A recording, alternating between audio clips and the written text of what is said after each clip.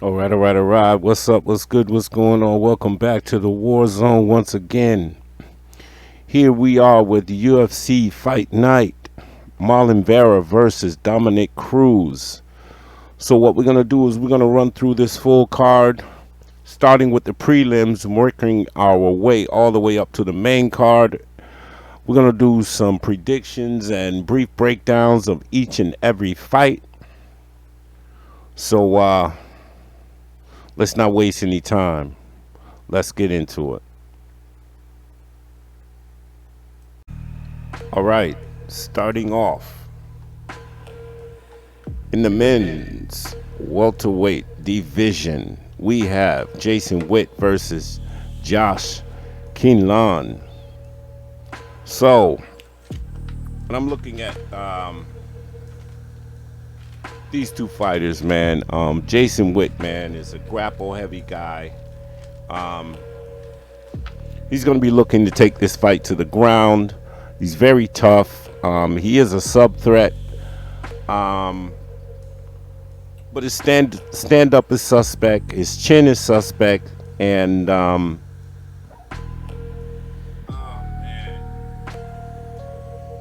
he's going to have to really put a lot of pressure on to win this fight. However, I believe that will slow him down as this fight goes on, because I can see him relentlessly trying to take down Josh Quinlan, because Josh Quinlan is somebody he does not want to stand with. Josh Quinlan is very dangerous striker, has big power in his hands. This guy competes professionally in grappling contests, so I think Jason Witt is in for a big surprise in this one, man. This guy is a big KO threat in this, and like I said, Jason Witt's only chance of winning this fight is dominating this fight on the ground, and I trust in Josh Quinlan's grappling, and I think he KOs Jason Witt in the second round. So I think Josh Quinlan, man, is a really good parlay piece here. I did have him last week, but this fight was postponed till this week. So Josh Quinlan, man, by KO in the second round. Moving on. In the men's bantamweight division, we have Youssef Zalal against Damon Blackshear. Youssef Zalal, man, very well-rounded fighter, very tough. This guy loves to fight from range. He has a pretty patient pace. Very solid defense, this guy. He can grapple. But if he grapples early, man, he does tend to slow down as the fight goes on. Now he's fighting Damon Blackshear, who is making his UFC debut, and this is a short notice for him, which is kind of that's kind of iffy, man. I mean, but this he's got speed. He's very quick hands, very explosive. He can grapple, and he has power. However, I have seen him controlled on the ground. I'm not sure if Youssef is that high of a level of a grappler to actually. I don't know. This fight is up in the air for me, man. I would stay away from it as far as betting wise, but I think Zalal can probably edge this fight out, man. I'm just staying away from the short notice thing. But this guy, Blackshear, he is a bantamweight champ. So you guys pick your poison in this one. All right, next up, women's catchweight division. This is a catchweight fight between Angela Hill and Lupe Godinez. We all know, I love Angela Hill. We all know Angela Hill. She's a UFC veteran, sort of in a gatekeeper position right now. Very high-paced fighter. Decent takedown defense. scrambles well to get to her feet if she is taken down, but she will slow down, but this girl just never stops striking, man. She is just a striking machine. Loves to clinch, and I think her key is going to be to clinch, strike and clinch, strike and clinch. And like I said, her volume is definitely in her favor in this fight. However, she's fighting a very, very, very strong grappler in Lupe Godinez. This girl can grapple. She's very strong and very big for the division. She has great BJJ.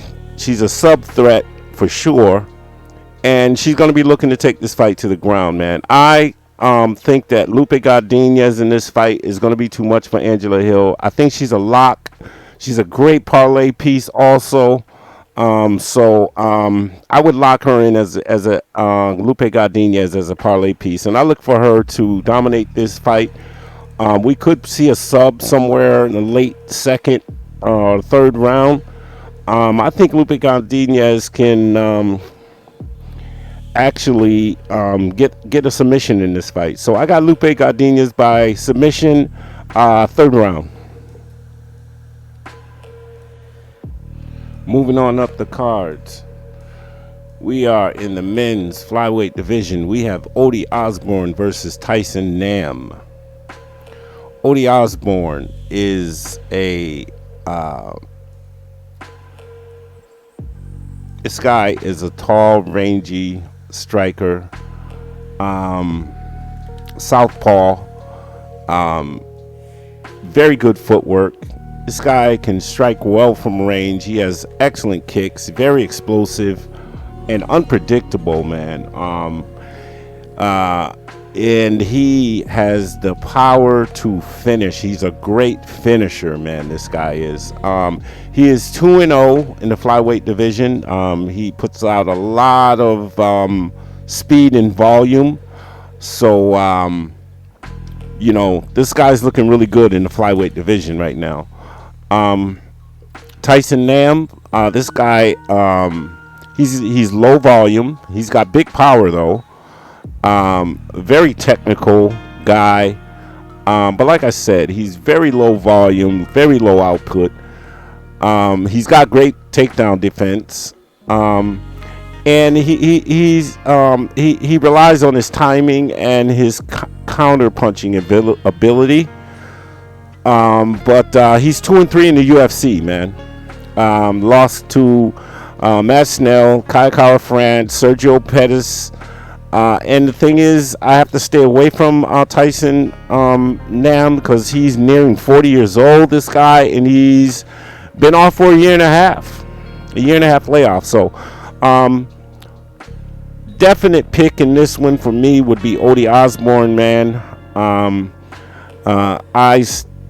I would truly approve of betting on Ode Osbourne to win this fight. So I got Ode Osbourne, and I think he wins a unanimous decision in this one.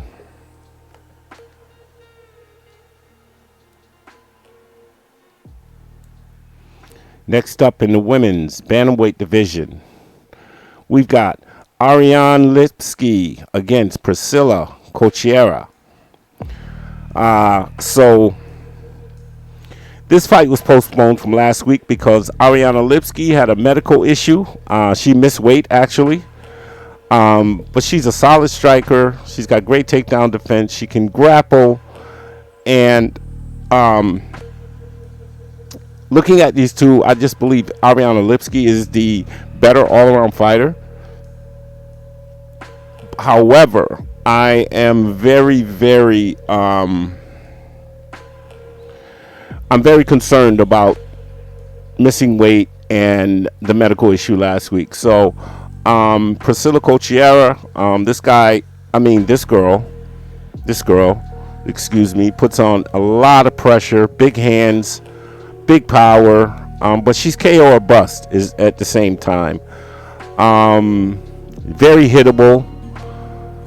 However, man, I mean, with the issues that went on with Ariane Lipski, I'm gonna stay away from this one. I'm gonna go with Cachoeira, man, in this one, man, because I think she's gonna be the healthier fighter, and I think that Ariane Lipski might have some problems as this fight goes on. And one good shot from Cachoeira can just change the whole equation in this fight. So I'm going with Cachoeira, man. The underdog in this one. All right, moving on. Next up in the men's lightweight division, we've got Gabriel Benítez versus Charles Ontiveros. Gabe Benítez, he's a kickboxer with great footwork, real heavy kicks, real good kick game, man, this guy. He's got power, timing. This guy's got BJJ and he can grapple, but he chooses to stand and strike a lot. Now, Charles Ontiveros, man, this guy, he's got the height and reach advantage. However, he's 0-2 in his last two fights. Lost by KO in both fights. Suspect chin, very wild and reckless. And I just don't see him having a shot, man. So the safe bet in this one, man, is Gabe Benítez, man. And I would consider Gabe Benítez as a parlay pick for this card. So I got Gabe Benítez, man. And we could possibly see a finish in this fight. I'd say early third round. So I got Gabe Benítez by KO in the third round. All right, moving on up the card in the men's heavyweight division, we have Lukasz Brzeski versus Martin Buday. So Lukasz Brzeski, man, well-rounded fighter, solid power, definitely has, I think, the faster hands out of these two heavyweights. This guy can. He can grapple, can take you down. He's got kicks. He does implement spinning attacks. But I question his toughness. I've seen this guy just do some weird things when he gets touched, man. So now when looking at Martin Buday, very big, heavy hand. Starts really slow though, and I think, oh man, it's tough watching fighters that start really slow. But this guy definitely has KO power, man. I think all of his wins have been by stoppage. But like I said, man, I'm not too sold on his cardio either, and his just reluctance, man, to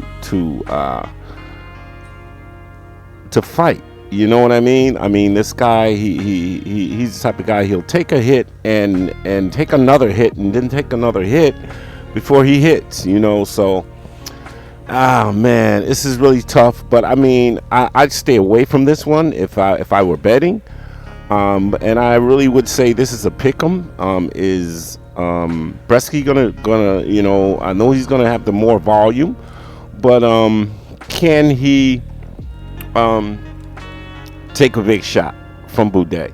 So I'm gonna give the edge to Buday in this one, man. Because I just believe he has the more power and can be the real big difference in this fight. Put it that way. So, Martin Buday, I'm going to take him by decision, but we can possibly see a knockout in this fight. All right. Next up, we've got in the women's strawweight division, we've got Yazmin Jauregui against Yazmin Lucindo. So, Jauregui, I hope I'm saying her name wrong. It's really hard to pronounce, but she has power. She can strike. She's definitely someone to be watching. as her career develops. Undefeated fighter. She loves to put pressure on her opponent. She's got educated hands. She's a if she gets you hurt, man, she will try to finish you. She's a good grappler. She's got great hip control for with some awesome judo throws. She tends to land on top of her opponents, and just knows how to transition on the ground, man. So this is her debut, as well as Yazmin Lucindo. She's making her debut. She's a grappler. She's okay striker.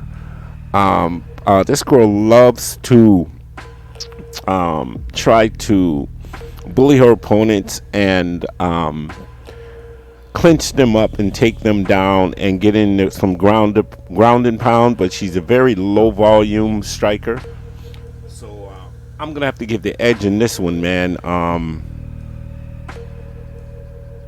for Jauregui. And I think it's good to get on this. I think it's good to take Jauregui on this one because of the line right now. I expect this line to grow. So I think it would be great to get your bets in now, because I think this is a good pick, man. I think it's just a really good pick here. So I got Jauregui, man. I think she wins this by decision. I think these girls try to grapple it out around the second round. And I think the advantage is definitely goes to Yazmin Jauregui. So I got her by decision in this one. Next up, in the women's flyweight division, we got Cynthia Calvillo against Nina Nunes. So Cynthia Calvillo, well-rounded. She's primarily a grappler. She's an okay striker. Very strong.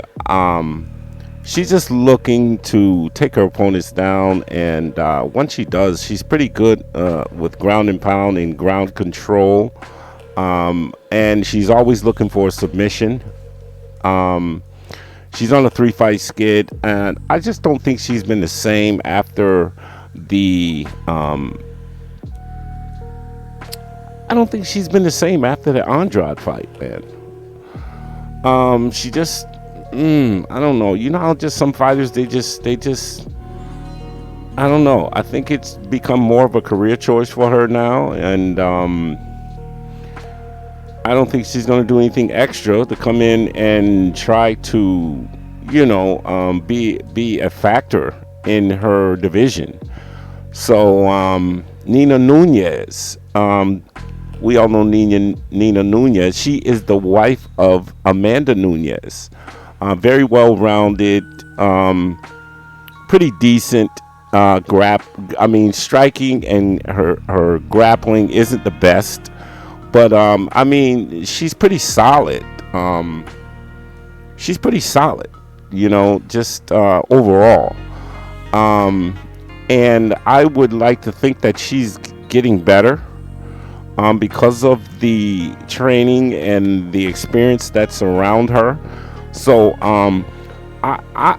if she can keep this fight on the feet, man, and keep Calvillo from taking her down, I think Nina Nunes can get it done in this fight, man. She's the underdog in this fight.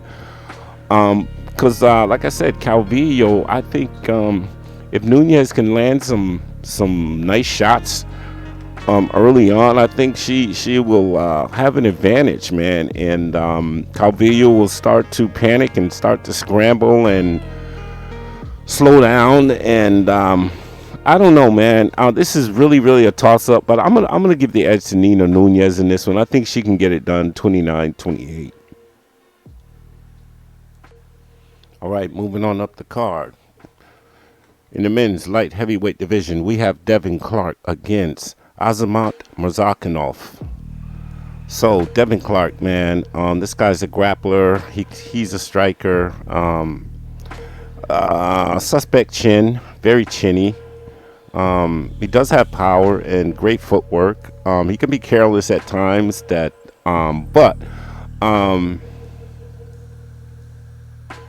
I mean, I think he's a solid guy. He started off his career pretty good, man, and just kind of got lost along the way. But solid fighter.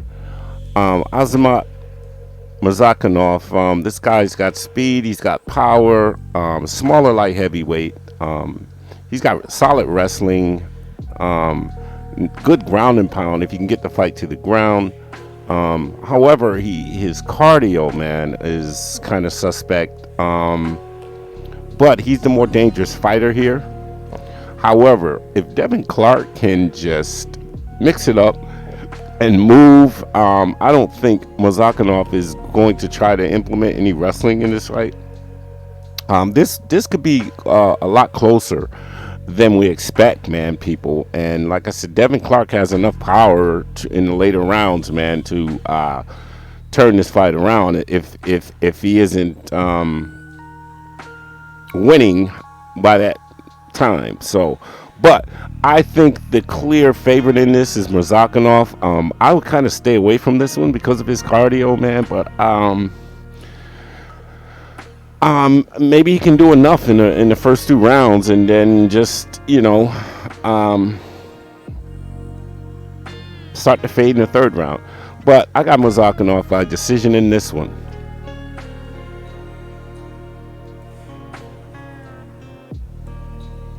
Next up in the men's middleweight division, we've got Bruno Silva against Gerald Meerschaert. So, Gerald Meerschaert, suspect striker. This guy is really, really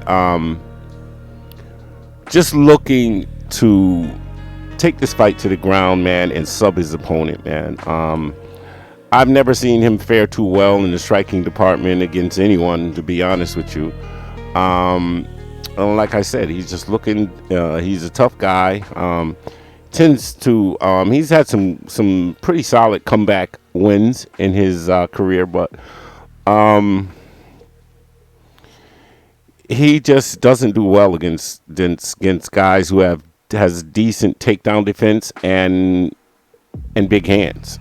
Very slow starter, and I think submission is the only way that he can actually win this fight. Bruno Silva, a well-rounded fighter, very tough. This guy's a dog. He's got the better hands, and he's always a threat during the fight. Did lose to Alex Bajeda, but come on, man, Alex Bajeda is just a different animal, man. He could clearly be a middleweight champ at some point, man. We'll find that out soon. I think he will be fighting Israel Adesanya, but that's just a different animal, man. But I think Bruno Silva can get this done, man. I think it's a good bet to make. So I think Bruno Silva can pull it out, man. And he might catch Meerschaert with something, because Meerschaert has a suspect chin, man. So I'm going with Bruno Silva by decision. All right, people, here we are with the co-main event of the evening. We have Nate Landwehr against David Onama. Wow, so David Onama, man, this is he's definitely the younger fighter here. He is someone to keep an eye on, man. This kid, he's making a quick turnaround for this fight. Very strong. This guy can grapple. He's got big hands, power, and his jab is just so accurate. He's got a laser-like jab that he throws with bad intentions, man. And I like his execution, man, and how he puts his full game plan together when he fights. He has what it takes, man, to be someone special, man. This guy throws vicious knees and elbows, and like I said, man, he's got power too, man. Now Nate Landwehr, a very wild, reckless. He's more of a KO and bust. This guy can take you down if you're not on your A game. He comes to fight. This guy, he'll take you down, and he can sub you. I like the fight he fought and beat Ludovic Klein, man. Sub Ludovic Klein in a fight, man, which is, I was just pleasantly surprised by that. But I think if Landwehr comes out, man, and he's disciplined and he's controlled in this fight, man, this fight can be a really, really tough fight for David Onama. But I just seen enough of Nate Landwehr to know that he's going to come out and he's just going to be swinging for the hills. And he may get a few takedowns in this fight, but I think it all comes back to haunt him in the third round. I think David Onama gets a KO in the third round. So I got Onama by TKO in the third round. And I think David Onama would be another good parlay pick to pick in this fight. So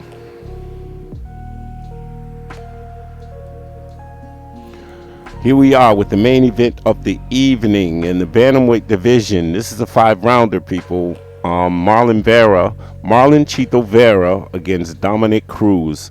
We all know Marlon Vera, man. This guy's got big hands, man. He's got power. He's very dangerous. He's a dog. I think that looking back at that Rob Font fight, I think that Marlon Vera, that was a really close fight, man, and it could have went either way. Very ugly fighter, dirty boxing. This guy he can sub you. He has a chin made of steel, and he puts a pace, man. This guy is a very high pace fighter. However, he is fighting arguably the greatest bantamweight ever, bro. Like Dominick Cruz. Granted, this guy he fights probably once a year. I'm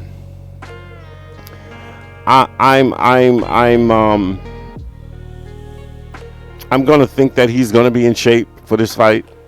But like I said, a former king of the division, man. This guy, his movement is unmatched. His defense is unmatched. This guy can take you down. He's got takedown defense. Very, very, very difficult to hit, man. I tell you what, man. Vera's got his work cut out for him as far as trying to win a striking match here. I think that the only way Vera can actually win this fight, man, it's going to have to be a grappling contest, man. Wow, man, I tell you what, man. Vera's the more active fighter, man. I know he's pissed off from that Rob Font loss, but Dominick Cruz is just one of the most difficult fighters to convince the judges on, man, because he's so hard to hit. This is a toss-up fight for me, man. A very tough fight for me. I don't know, guys. I really wouldn't bet on this fight, but this is a winnable fight for Dominick Cruz, man. I'm going to go out there and say that Dominick Cruz can win this fight. He can win this fight. I think the difference maybe Vera may land the bigger shots if he can actually get some good shots in on Dominick Cruz. But Dominick Cruz, I think, is better in the grappling department. And if his cardio's intact, man, I think Dominick Cruz gets the win, man. So you guys pick your poison in this one, man. But I think Dominick Cruz can get it done. So there you have it, man. Thanks for tuning in, man. Please subscribe to the channel. Hit the bell icon for notifications. Please check out the Warzone Boxing and MMA Fantasy League on Facebook. You'll find the link in the description below under the lineups and the timelines. So come check us out, man. We'll be live for UFC 60, Vera versus Cruz, this coming Saturday. So come and check us out, man. Hit that bell icon, man, so you can get a notification, man. So with that, peace and blessings to all. And I'm out.